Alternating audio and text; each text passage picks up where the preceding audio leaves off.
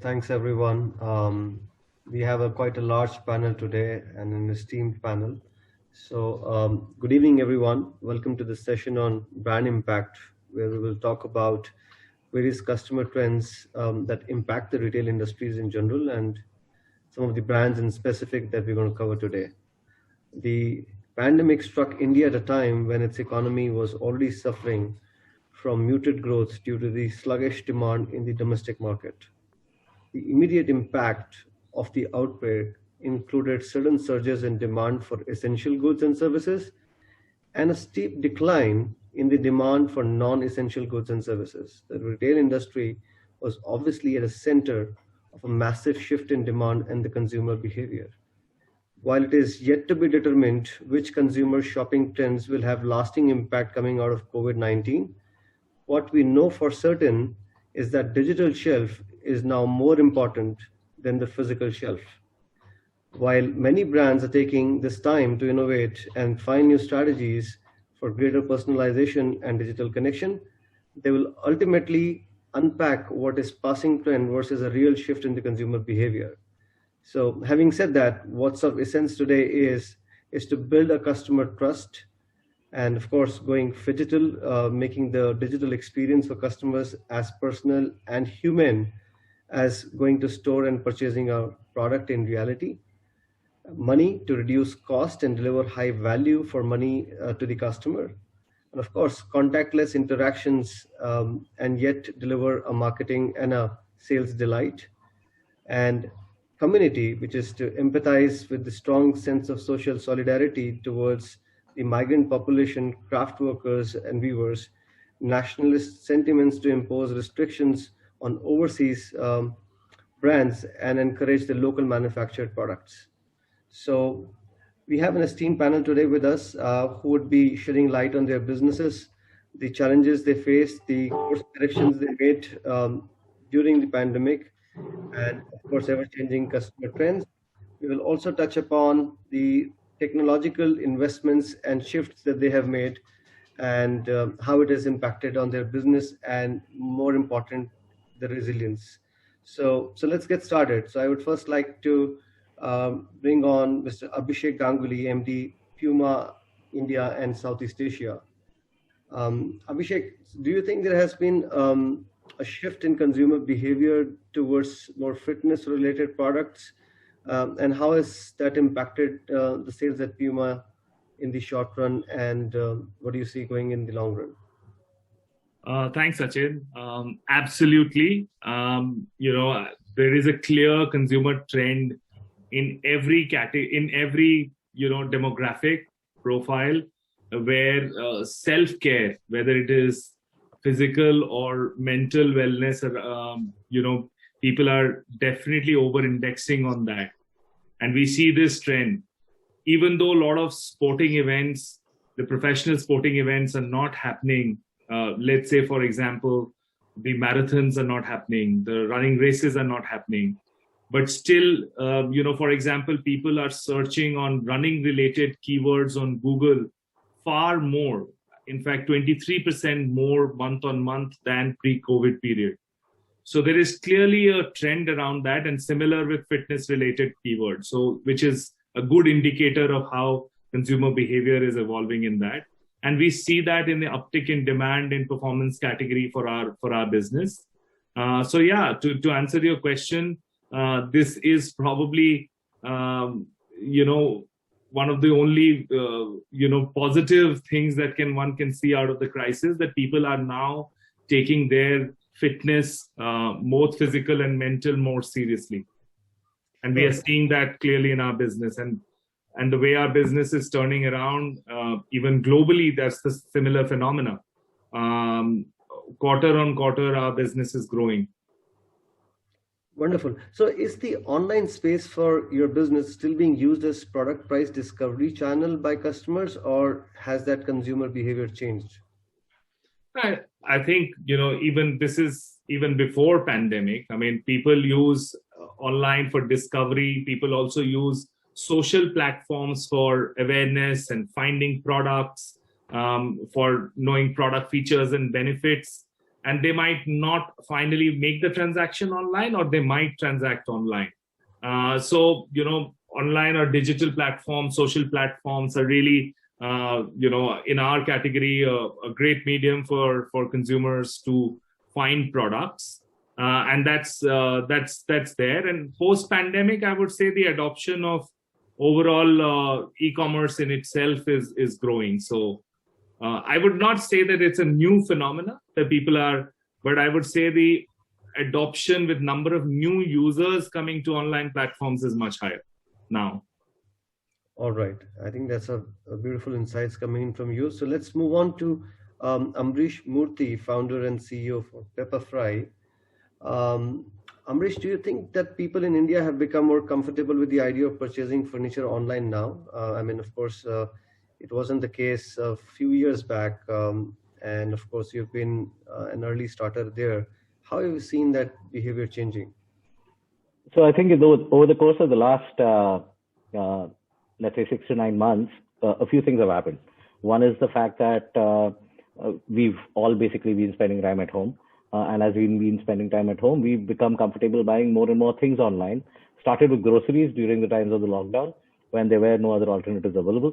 And as we spent more time online, one of the things that has happened across the world is as your share of time online increases, your access to other categories in e-commerce goes up. So fundamentally, all e-commerce has seen like penetration improvements in the course of the last 12 months. The second thing that's happened, and I think that's specific to furniture e-commerce, is the fact that one is, yes, this entire work from home thing, right? So people have realized that their houses are typically not equipped for working from home. And so therefore, they've made investments in ensuring that they equip their houses better for working from home. The second thing, which I think is more important, because work from home, irrespective, tends to be just about 15-20% of anybody's business. The rest of the thing that happened is in the rest of the 80% of the business, which is the fact that because we spent a lot more time at home, what we used to put up with earlier, we don't put up with any longer in our home. So for example, if that lamp was a little tilted or didn't quite work the way you wanted it to, after spending 12 months in front of that lamp, you want that lamp changed. Or if that sofa, which was a little lumpy, and earlier you were fine with it, but now, you're potentially working on that sofa 6 hours a day, or sitting on that sofa watching TV, I mean, depending on what you're doing at home, you are not willing to accept the lumpy sofa. So I think just the awareness and the of what's around us at home, and consequently what the standards that we set for ourselves and what we have around ourselves at home have significantly increased. And so therefore, I think a combination of these two facts, the fact that all e-commerce has grown, which has also resulted in increases in share in time, resulting in all categories growing in the longer term, as well as our greater awareness of that's what's around us, would be the two key outcomes I would take out from what's happened over the last 12 months. Good one, Ambareesh, and I couldn't agree more with you. The next question coming up is I couldn't resist that one, given that I am a data and AI person myself, having spent time before KPMG in companies like Amazon and Yahoo. So coming in, the question is, how are you using data and analytics, not just at the end of the customer, but in the supply chain, in the connected enterprise? How's your backend system using data and analytics? Yeah, so we've been doing it. It's not a new phenomenon. I mean, so let me just first lay out the construct of my category. My category is highly unstructured. I work with a highly unstructured supply chain at the sourcing end. Most of the places of procurement of products tend to be small manufacturers. Consequently, I have always had the need for ensuring that there is some method of standardizing and providing a standard experience to consumers on an ongoing basis. So that's just been something that's always been required for my category. So right up like 5-6 years back, we invested behind ensuring how do we make that happen. And there data and analytics played a massive role. So right from being able to predict to consumers as to when a product that they've bought will actually reach their doorstep, despite the fact that they might be 2,000 kilometers away from the manufacturer, and the manufacturer itself might be a small manufacturer without having much access to data or much access to systems. That's something that we started doing 5-6 years back. So today, when you buy on Pepperfry, we give you a range of dates, which is like 2 days away, where we say this is the time that you'll get the product, right? So that's where data started. Then, of course, the entire aspect of efficiency, right? I mean, when we first set up our supply chain, and we own our own supply chain, as you guys might be aware, we set it up in 2013. Before that, third-party logistics used to be roughly about like close to 27% of the cost of the product, right? When we set up our supply chain, it came down to about 17%. Today, we operate at 8.5%. And the reason why we're able to do that is because, our entire hub and spoke movements, the fact that we follow roughly a traveling salesman problem, and you'd be familiar, Sachin. So it's effectively, we are optimizing at each leg of our supply chain between the two choices that anybody ever has, which is on time to deliver, and the cost of delivering at that particular time. And that optimization is driven by, and I'm hoping that it will continue to be driven by more learning, more information, more data, more analytics, AI, all of that on an ongoing basis. And so that's something that's helped us improve efficiency significantly. So on both these fronts, I think data analytics, the entire, let's say, gamut of the framework of using information to make the right decisions has been something that's worked well for us. Remarkable work done there, Rish, and I couldn't agree more with you.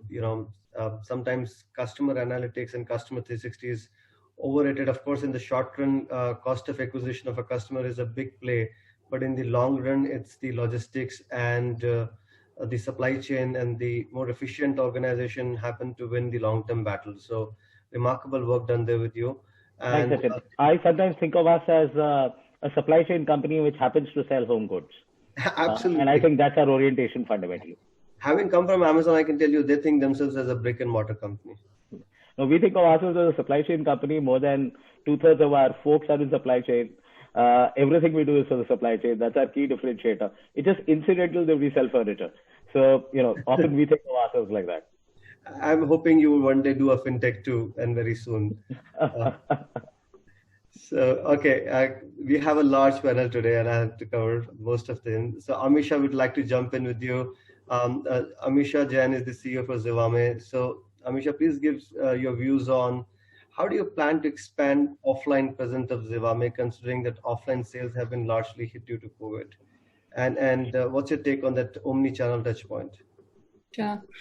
It's a very interesting question because offline is growing at a significant rate for us. So in just the last 4 months, we have added about 20 to 24 new stores. So, while we're talking about that offline has taken a hit, to our surprise, offline came back to pre-COVID numbers a couple of months back. So, from that perspective, offline channel is doing extremely well. For us, the one unique thing with Zivame has been that, we launched our stores with Omni in mind, right? So we don't have a legacy structure where, it's offline to online. Back to pre-COVID numbers a couple of months back. So, from that perspective, offline channel is doing extremely well. For us, one unique thing with Zivame has been that, we launched our stores with Omni in mind, right? So we don't have a legacy structure where, it's offline to online. Back to pre-COVID numbers a couple of months back. So, from that perspective, for us, one unique thing has been that, we launched our stores with Omni. Mugdha, don't have a legacy structure. Mugdha, it's offline to. Mugdha, you need to go. Mugdha, you should go on mute.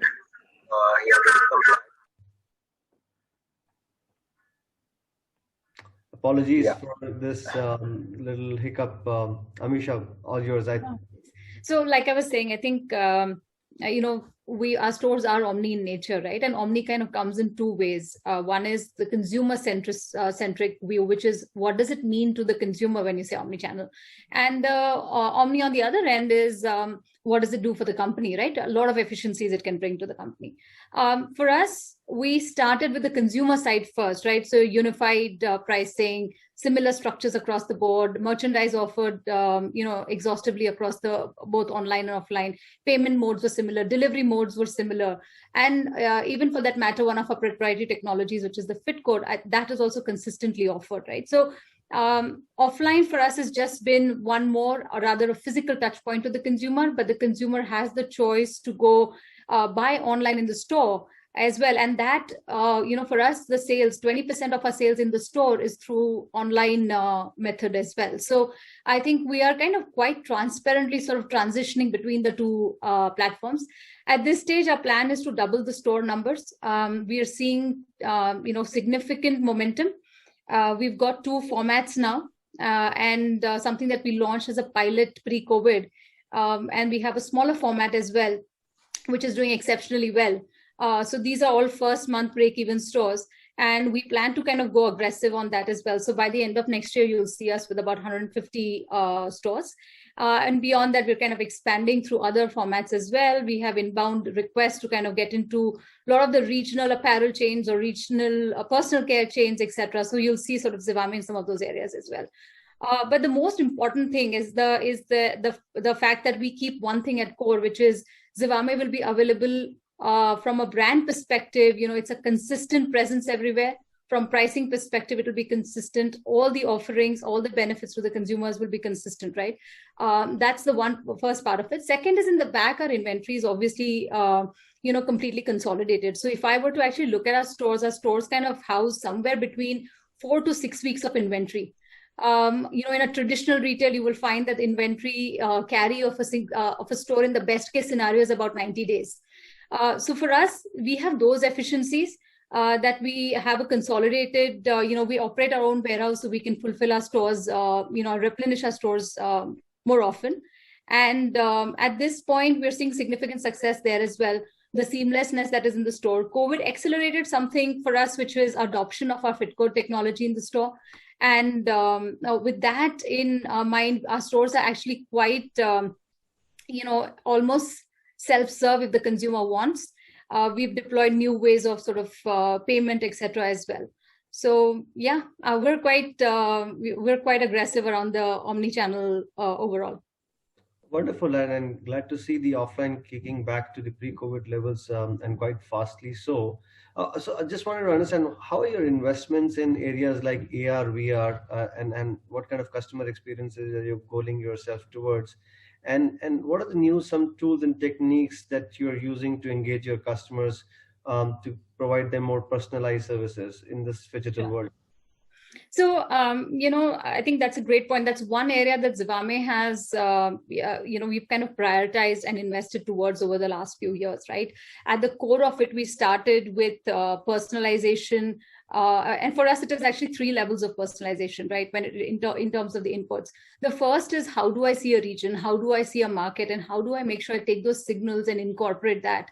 And, it's an intimate wear category with I would say now I can post-COVID also say that it's a very resilient and an essentials category. If you'd asked me this question before, I would have said, depends. But today I can very strongly say that it's a very strong essentials category.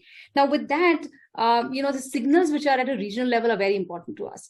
That's one part of it. And that's one sort of a larger overlying input into personalization. The second thing is the signals that we get directly from the consumer. And we're really, pushing around that in terms of finding a way to profile that consumer. I'm not talking about body personalization yet.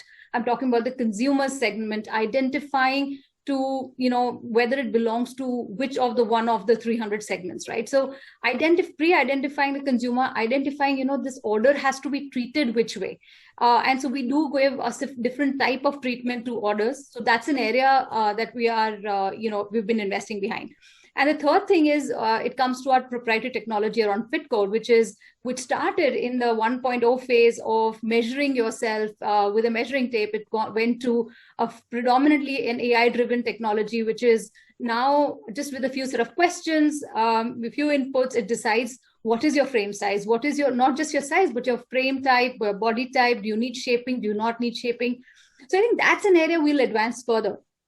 To your question on AR, VR, I think there are more things than AR that we're using to kind of augment the fit code part of it. And I think that you'll see in our stores at some point. But beyond that, we're also investing in technology very heavily in the product itself. And I think that will be the real game changer. So I think looking at personalization from both lenses, and I'll just kind of dwell on this for a second. As you talked about, some of the tools and technologies, see, women and their body types change over a period of time. And every 6 to 12 months, as she goes through various phases and life stages of her life, her requirements change. And a lot of them kind of either struggle with wrong fits, bad body posture, etc. And there is where our real research is. So I would say we've taken personalization a step forward from just the outer UI experience to sizing experience or fit code experience to now we're taking into the product as well. So we're heavily investing in it. We are kind of setting up our R&D in a very, very structured way. And that's an area we will double down. But it'll go in both areas, not just the technology, but also from a product tech perspective. And I say product, it's merchandise, right? It's smart wearables. Wonderful, Amisha. I think great to see the use of technology, data, AI, not just at the customer end, but also at the product. And then you're tying the both two together very well using micro segmentation. That's pretty good to know. Quickly bringing on Johnson Verghese, MD of Fossils India Private Limited. Johnson, you were an earlier entrant into the e-commerce space, so that's in 2016. And unlike others, you have shown both growth and profitability with this channel of sales. What changes did COVID bring to your business roadmap? Did it force you to adapt, or business continuity was always planned?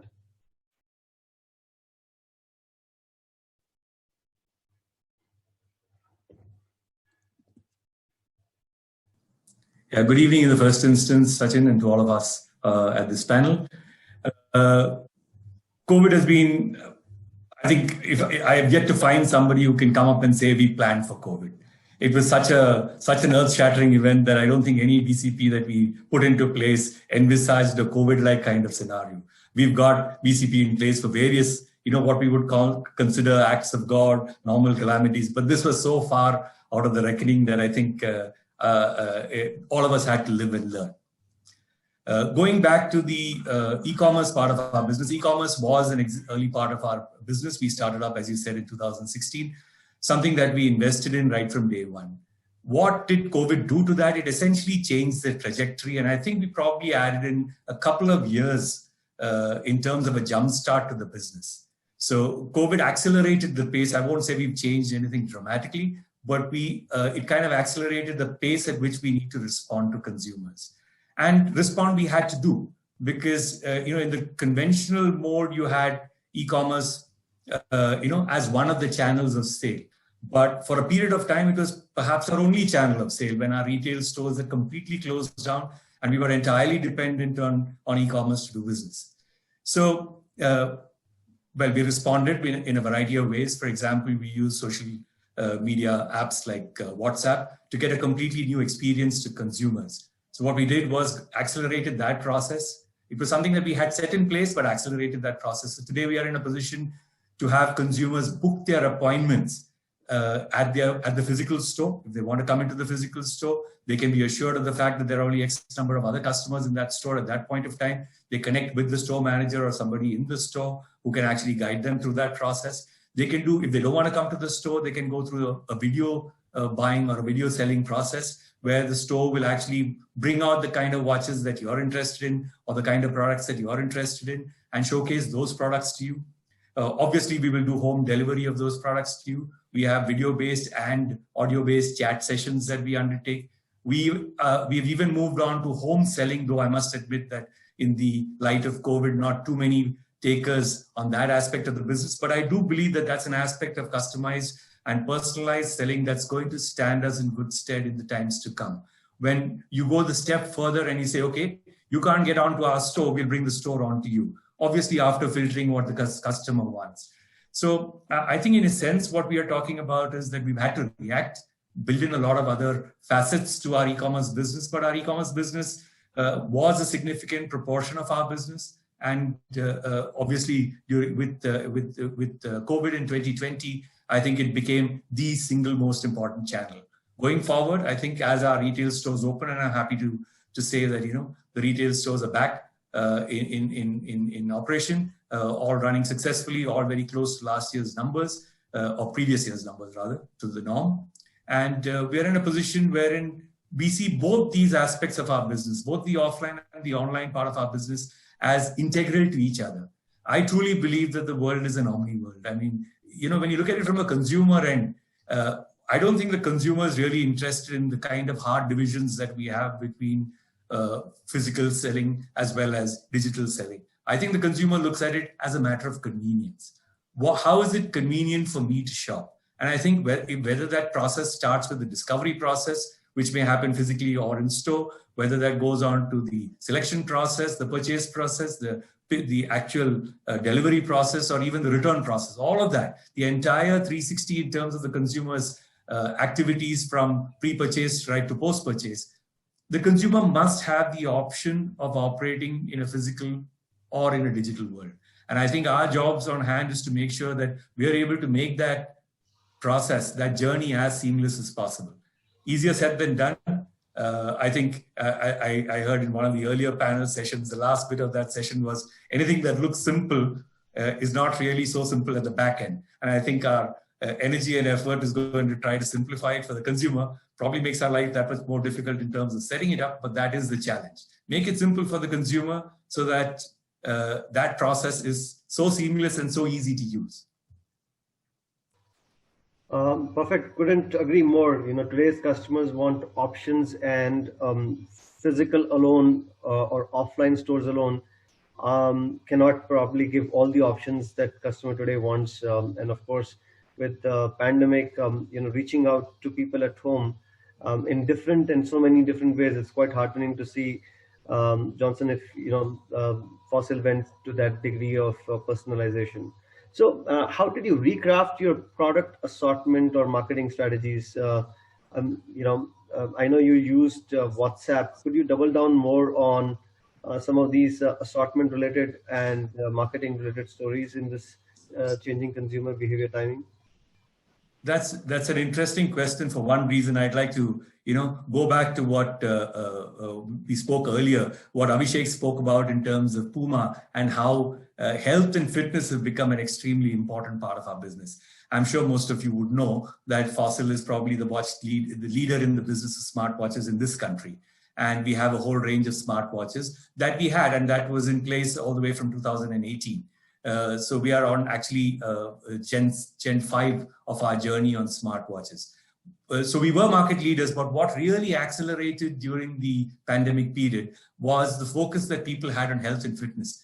And everything that we had in terms of smartwatches, everything in terms of activity tracking, health and fitness tracking, in terms of heart rate monitoring, in terms of pulse monitoring, and so many other things that the consumer suddenly found far more relevant to themselves than they perhaps felt a little earlier than that. So I think the entire business that we had with respect to smartwatches took an upswing. We were already strong there, and it really moved up into the next level.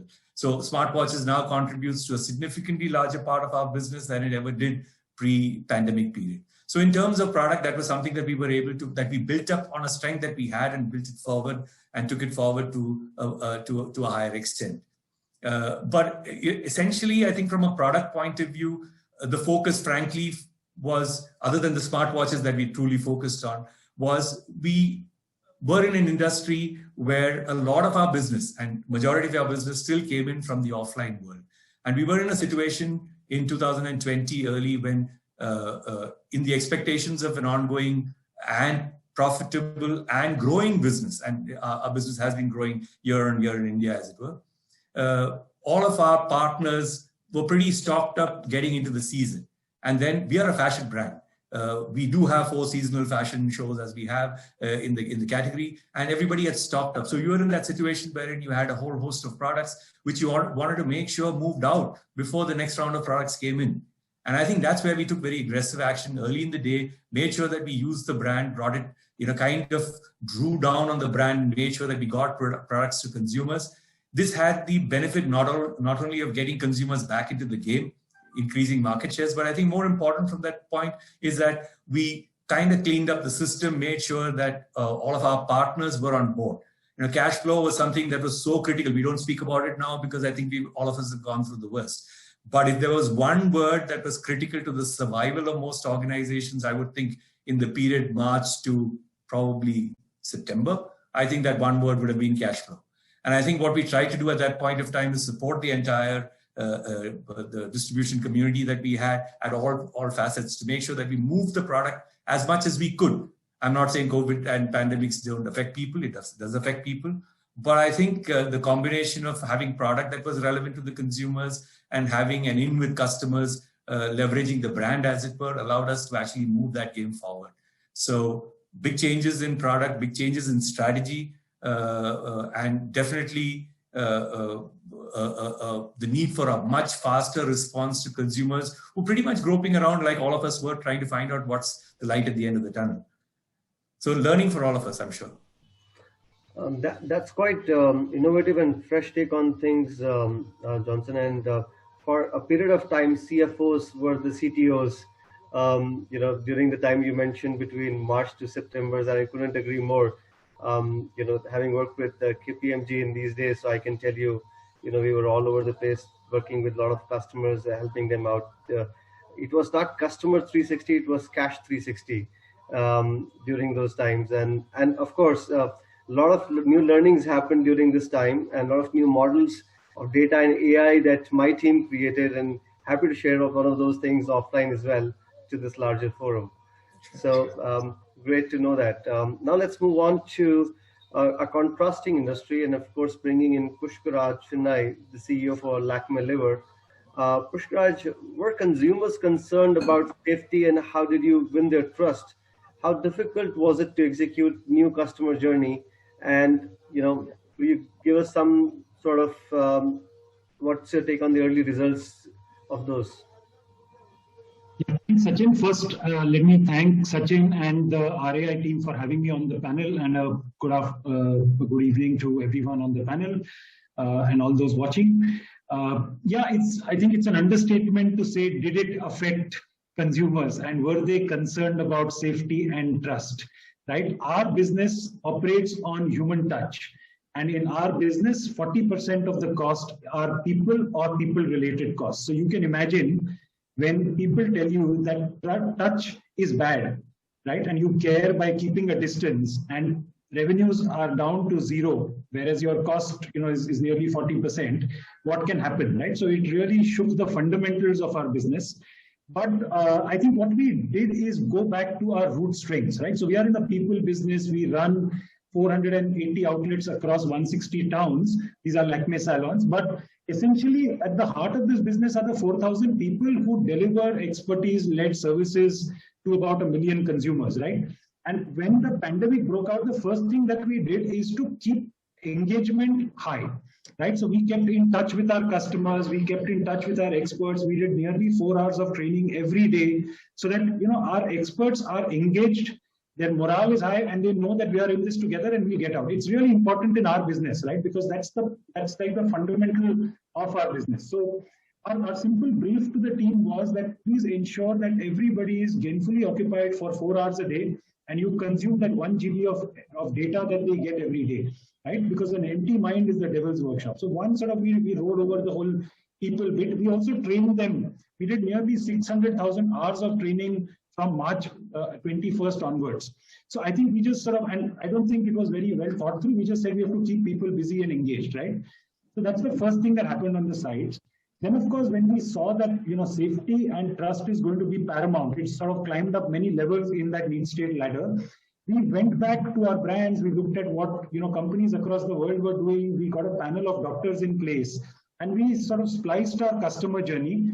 And at every touch point, we dialed up safety, right? So we put nearly 55 measures in place and we over-engineered safety in the customer journey, right? And it took a lot of procurement. It took a lot of, I think, details, because we didn't want to, sort of create a lot of waste. So biodegradable disposables, PPEs, which are, again, better on the sustainability front, all that got put into place. Then the humongous task of training 4,000 people. And when I say 4,000 people, these are experts. Beyond this, there are housekeeping staff. And all that needs to be done in a precise way that when any customer walks into a Lakme salon in any part of the country, he should get the highest standards of safety and reassurance out there, right? So that whole process started, and we made some really fundamental changes to our portfolio. So we changed our SOPs to have single use. We largely had about 80% of our services were single use, but 100% went to single use. We had kits, the toolkits for every customer which were not used that day. We had disposable toolkits. Of course, stuff like PPE and screening and all that happened. We launched a lot of zero-touch services, right? So our customers are even more assured with zero-touch facial, zero-touch, pedicures, etc. So all that, I think, then took a humongous effort in training, and we were shut for nearly, let's say, 6 weeks in some parts of the country to almost 12 weeks in other parts of the country. But we used that time well to train. We had a central team auditing all of this. And then, after we put all this in place, we then took a big risk for a beauty brand to actually go and tell your customers that your safety is our first priority, your beauty comes a close second. So we ran a pretty, I would say high decibel, but more importantly, a very credible, consumer-led campaign on this one. And through this while, we had done small touches, like we had started delivering products at home. We set up, a Shopify-led sort of e-commerce site through this pandemic. We started doing DIY sessions for our consumers where we train, couples to sort of do pedicures for each other. It was a small sort of, emotional touch to it. Say thank you to your spouse for all the care that she or he is taking. And, we taught men, and I think it became a little controversy. Why did we teach only men to do pedicures for women? But it was like anybody could do it, right? And we had all our teams leading from the front on that one. So I think it was important for us to keep engagement, education, and of course, very stringent safety norms in that journey, keep people trained on that, and communicate that back to our consumers, right? So, last year in 2019, we set up 100 new stores. 2020, our plan was to set up 200 new stores.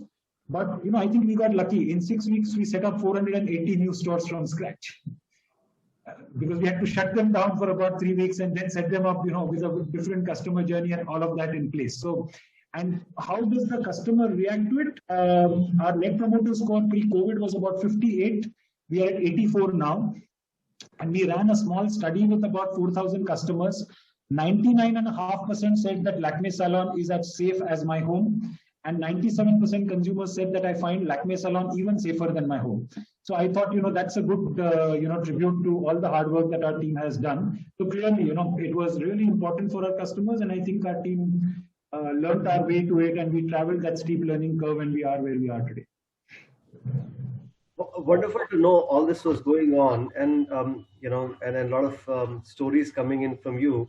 I'm quite amazed to see that this pandemic has actually brought brands closer to the customer than away.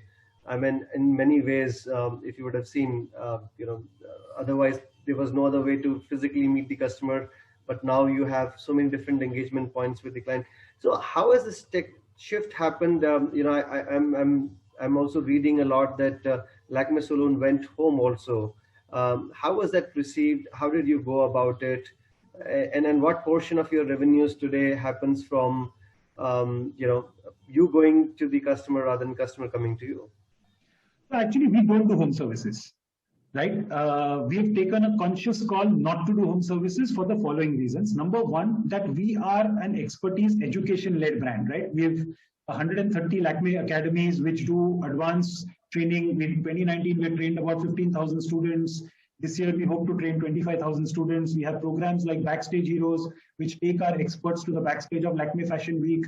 So we want to be, and we are climbing towards being a high expertise brand.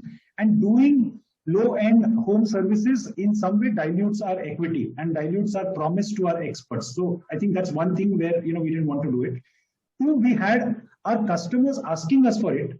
But we consulted our medical panel, and they said this is one thing you should steer clear of, because it's not safe for your experts to go from home to home. It's not even safe for your customers, where you have an expert who goes from, and see, when you visit somebody's home, you just don't land in the place where you're delivering the service. You will go through the compound, you will meet the liftman, you will meet the watchman, right? And through various touch points, you will get there. So our medical panel told us, they gave us a complete red signal for it. They said it's not safe for your experts and your customers. If you care for their safety, this is something you should not do. So we said, even if there's revenue on the table, we must do what is right. We didn't do it. And what we did though is that we had DIY kits we gave to consumers, we consulted them online. So we did all that. So we delivered beauty expertise at home without sending people home. We delivered the kit. So like, we our best-selling facials, we created a kit which the consumer could place an order. It could get delivered to that consumer's house. And one of our experts would consult that consumer and tell her how to do that facial on her or a pedicure for her. So we did that. We started a program called Beauty at Home, which didn't mean that we sent experts home, but we, delivered this expertise at home. We started doing online video consultations. So we did a lot of that. And finally, I think, when our customers told us that we find Lakme salon safer than home, I think that kind of underscored, and we feel quite happy that it was the right, decision. The unit economics of the at-home business and all that are another story altogether. But when something is not safe and good for our consumers and experts, we'll sort of steer clear of it. Wonderful. Do you feel customers in the new normal expect a wide range of item selection or prefer a curated, personalized buying experience from the retailer? Like, were you forced to introduce sustainable product offering as part of your service? And what has really changed amongst the customers when it comes to sustainable beauty and wellness? I don't think, while COVID would have attacked your respiratory system, it also attacked your mind in many ways, right? So consumers were a bit more mindful. I wouldn't say frugal, but they were a bit more mindful about the beauty services or the beauty regimens that they were consuming, right? And therefore, science and mode of action and result orientation in those therapies or treatments became a lot more important. And once you are able to convince the consumer about the result, and the result can be, like better skin, healthier skin, or lack of problems or whatever it is, then the consumer was willing to pay a premium, both in the salon as well as for the product that they take back, right? The other thing is that, I think the world or our consumers really traveled, someone else also said this, traveled a bit faster. So, consumers were, they wanted to believe and place their faith and their money on brands with purpose. They wanted to, place their bets on brands which care about sustainability, brands which are doing good for the community. I think what happened with the pandemic is that accelerated by another 3-4 years, right? And at Unilever, we anyway believe that brands with purpose grow, people with purpose thrive, and companies with purpose last.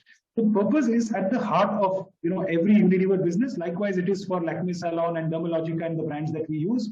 What COVID did is that if you are doing something good, it sort of rewarded you for it manifold, right? So we had gone down the sustainability path, reducing water and power consumptions in our salon, moving to biodegradables, more sort of eco-friendly treatments and products that are used. And the consumer rewarded us for that. We had gone down a paper-free route, and we had paperless billing. We had done it for sustainability, but post-COVID again, it became a zero-touch interaction, right? So the consumer rewarded you for that. We work with a brand called Dermalogica.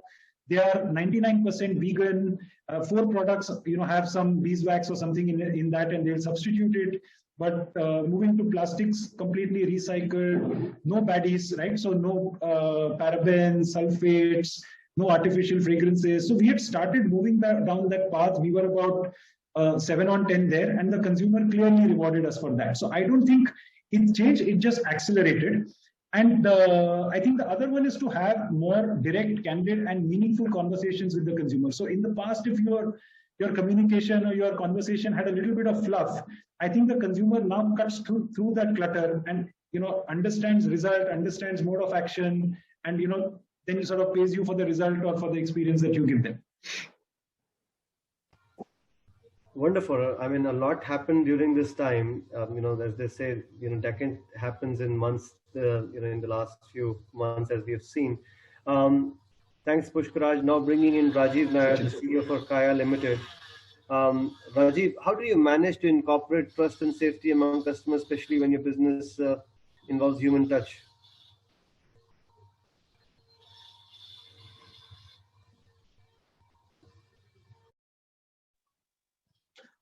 I think a lot of points have been covered by Pushkaraj. In fact, Pushkaraj and me and a few others in the wellness industry were very well connected during this particular period because our challenges and our problems were very similar. So I think one big thing that we did during this period was actually collaboration. Competitors became collaborators. I think that was a big thing that actually achieved. In fact, we are at the almost at the final stages of setting up an association of wellness retailers together, which is going to be actually taking the shape of the future of this. So I think to a large extent, the pandemic actually helped us understand that collaboration is a key. And more than competition, actually, there's a lot to learn from competition as well. So a lot of points that Pushkaraj actually made in terms of safety first is something that we also incorporated into the system very early. Now, the difference between any other industry and our industry is the fact that we have a team of medical professionals in the business. We actually have more than 125 qualified MD dermatologists working with us. What it does is the fact that the fear factor started very early, but the solution factor also started equally early. So actually that 3 months that we spent in actually thinking about what should be the post-COVID protocols, or while the business actually runs in with COVID, what should be the protocol in terms of businesses, we thought we should be completely re-engineering our protocols for the business. We, for the last 17 years, have been having hospital-grade safety standards in our clinics. We call them clinics and not really centers or salons. But we had to rethink because COVID had certain unique factors, especially surface transmission was one of those factors that were there. So we, like Pushkaraj said, actually had to rehaul almost 60 of our clinic protocols. We actually brought in a lot of digitization during that period. All appointments were digitally, garnered during the period. We actually restricted the number of employees and the number of customers in clinics at any point in time during that particular period.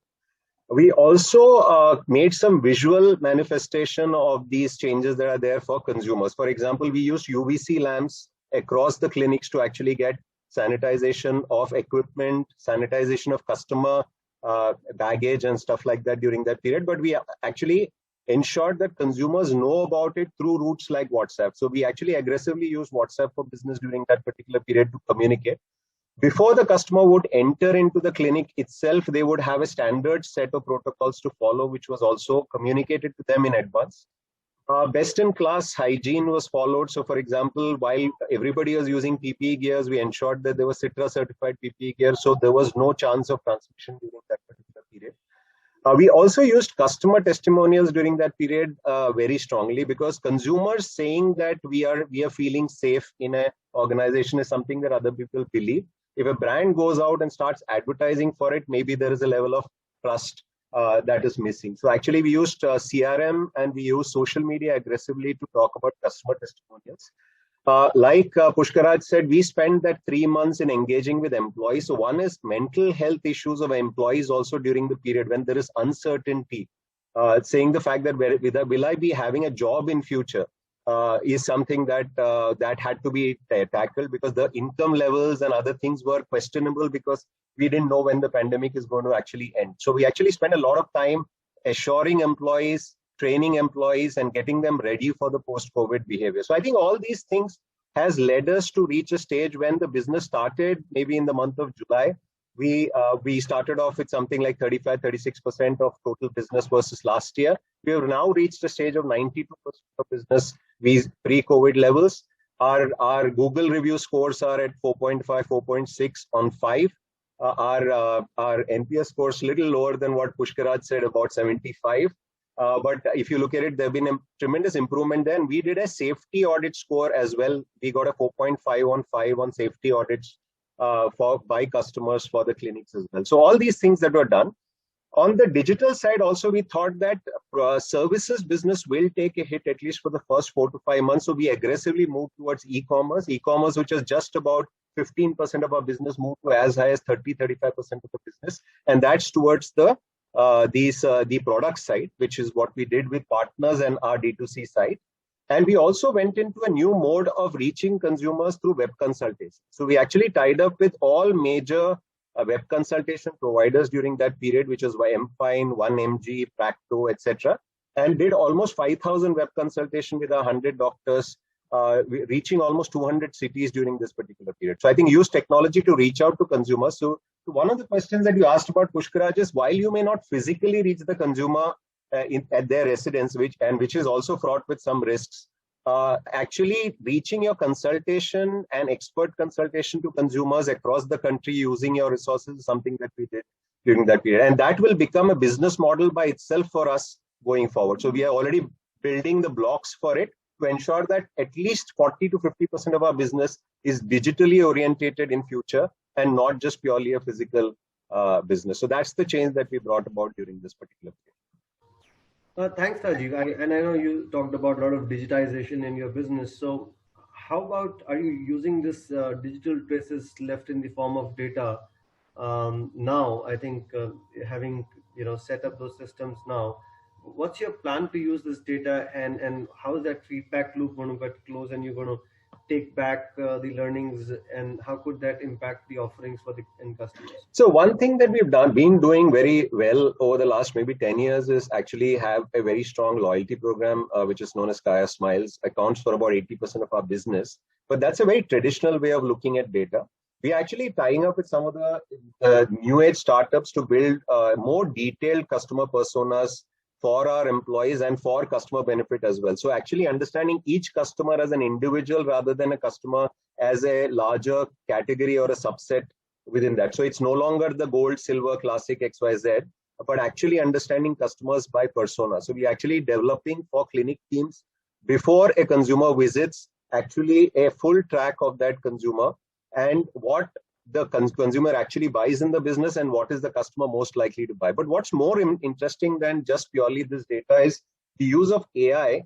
Very soon we are actually coming up with, in fact, we are populating a lot of data for it, where what we're doing is the fact that we're actually helping the doctor with a consultation application, which uses customer images, which are taken by the doctors for the consumers, and actually almost creating a predictive for the outcome of the service that we'll be providing to the customer. So what it does is that on the basis of the image, we are able to annotate the issues or problems that the customer has on the skin type and almost creating a predictive outcome out of the services that we'll do. So the doctor is able to show a pre-post image for the consumer at the start of service.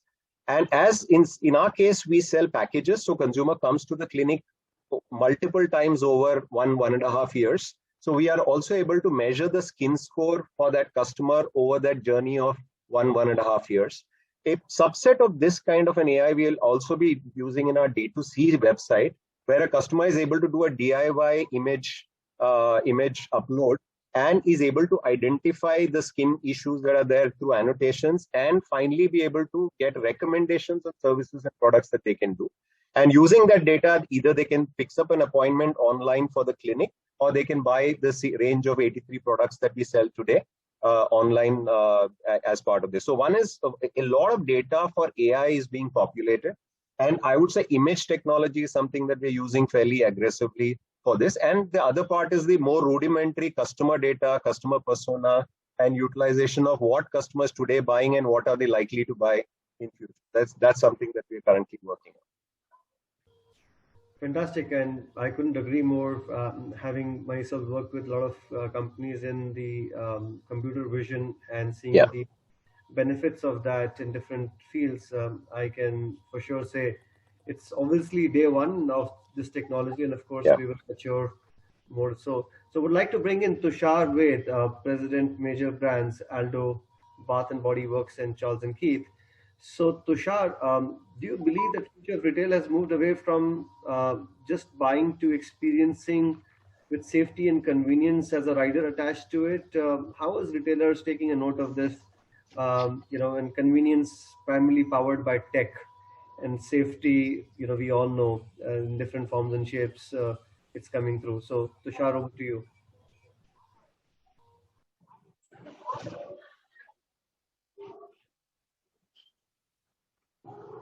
Good evening, everyone. But I would say always part of retail. The retail store, can you hear me? Yeah. Retail we can. Store always had experience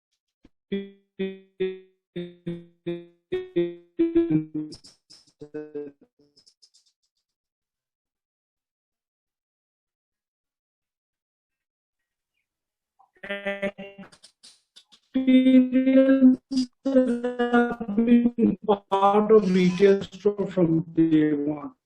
The difference between my competition or the store next to me and the store that we are in, we control the smell, we can control how these are there. What I would add is the connotation has gone up on the safety standards. or mask add-on to the customer safety. Convenience. The convenience to the customer has gone up. The customer, a lot of customers we were doing WhatsApp calling, video calling, home delivery. I think we heard that from a lot of people on the panel here. A lot of customers are expecting us to do that, and that really helped. The other good thing that came out of it is the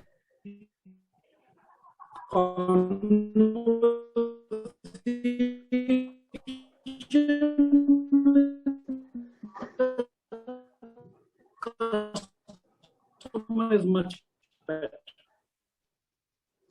So you would be in the store and the conversation would be, what would you like to buy? What's your size? But when you call somebody home or do a video call, the conversation is much better, and we get a lot of data of the customers. We have an idea from what are the timings that he's shopping at the stores. Is contactless bills anymore. It is either through our loyalty program, Club Apparel, you'll get it on the app, or we'll send you an SMS. So there's no printing of the bill happening anymore in the stores. You can do your purchase from WhatsApp within the store with a QR code. So a lot of contact touchless, a lot of things changed during this time. And yeah, that's what I can say. Wonderful, Tushar. So how important it has become to have, as an independent brand touch point, using online as a medium to fulfill the entire commercial funnel for your business post-COVID, other than being physically present in many of the places that you already are? So Sachin, we were always online. But what I would say, it accelerated our growth. So our online business went up 5x during COVID because the retail stores were closed. And we are learning on everyday basis what is the customer expecting. So online business has become a very important part of it. Our projections in 2019 were that we will be 10% online and 90% will be retail. Now our projections are within the next 2 years will be 40% online business will come from online and 60 will come from retail. The other good thing that happened during COVID is we as a company also changed the structure of the company. When I say change means there are structures like finance department, logistics department. Now the customer is saying, everybody is involved to the customer happiness. Everybody has to take care of the customer. It's a flat structure.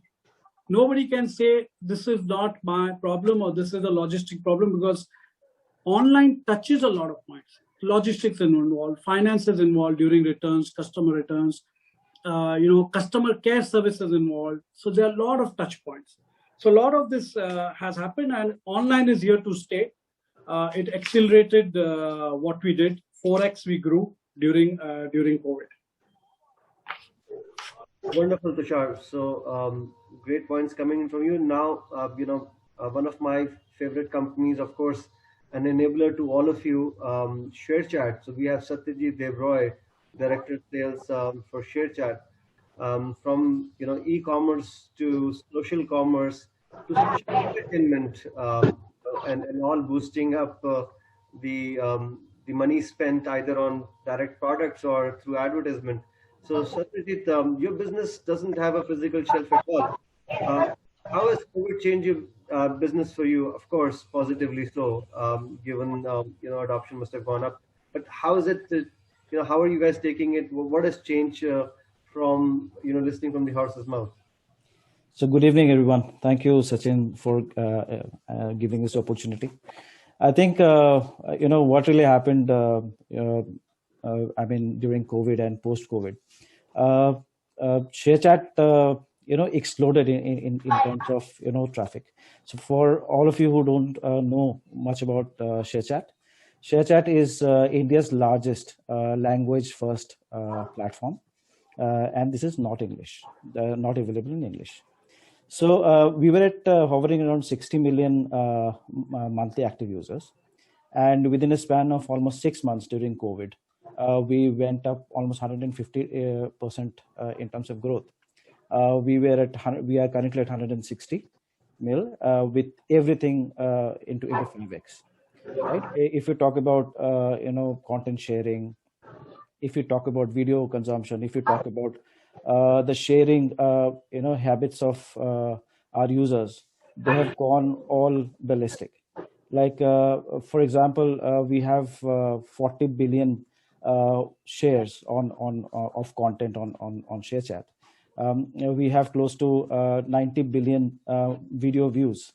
So I mean, in terms of time spent also, we from a 14 minutes, 15 minutes sort of per user, it went to 31 minutes.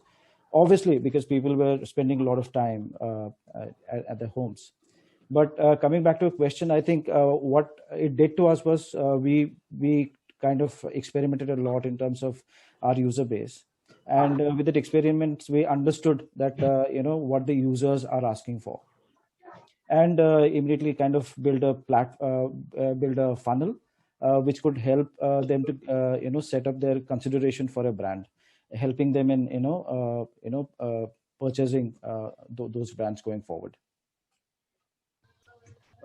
Thanks, Satyajit. So one more question coming in, a little more eager to ask, because having worked in my first half of my career in ad tech companies, including Yahoo, I just want to understand, how can AI impact your AI ad revenue? So basically, we run best-in-class deep learning based models to predict how likely user will click or convert, like in any kind of transactions, right, on a given ad. But once we estimate the probability of click or conversion, we use this to create the right bid, so that the most relevant ads can win the auction. We are kind of broadening the area of models to optimize the right objectives for different types of ads, like click, transactions, lead form, fillings, video, and compilations, etc. Wonderful. I think obviously would on our offline would want to dive deep on this. Sure. So thanks very much for your input. I think with this we come to the end of a very fruitful discussion, and of course my closing thoughts are, this is really a pivotal time in the history of businesses to truly experiment, adapt to the changing reality, and stay relevant and sustainable. I think resilience and sustainability are the two strong keywords of today. And of course, to stay relevant and afloat, we should understand our customers very, very closely, identify gaps in their customer journey, and go phygital to make technology the backbone. It's a pleasure of hosting this webinar today.